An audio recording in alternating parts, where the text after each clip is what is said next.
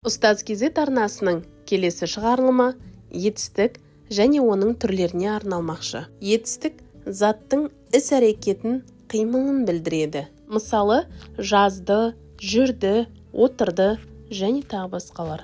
Етістік тұлғасына қарай екіге бөлінеді: негізгі етістік және туынды етістік болып. Негізгі етістік заттың қимылын білдіретін төл етістік. Сөздің түбірі етістік болады. Мысалы, кел, кет, жүр, жаз, көрген, айтпады, тағы басқа. Ал туынды етістік түбір етістікке және басқа сөз таптарына жұрнақ жарылғану арқылы жасалатын етістік.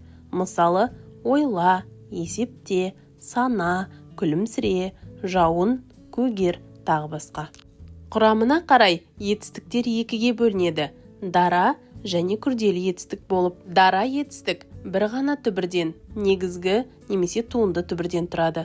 Мысалы, баста, кес, тасы, тара, аяқта, байы. Күрделі етістік кемінде екі етістіктің тіркесуі арқылы жасалады.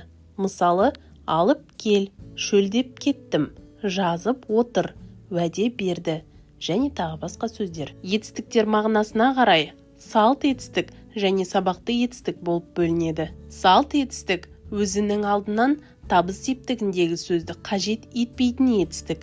Мысалы, үйге кел, үйден шық, үйде отыр, үймен хабарлас. Сабақты етістік алдындағы сөздің табыс септікте тұруын қажет ететін етістік. Мысалы, хатты оқы, ақшаны сана, есепті шеш, шашыңды тара. Етістіктер іс-әрекеттің жүзеге асу-аспауына қарай екіге бөлінеді: болымды етістік, болымсыз етістік болып. Болымды етістік дегеніміз іс-әрекеттің жүзеге асқанын білдіреді.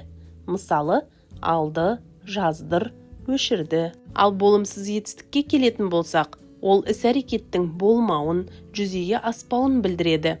Етістікке ма, ме, ба, бе, па, пе жұрнақтарын жалғану арқылы жасалады. Мысалы, өшірмеген.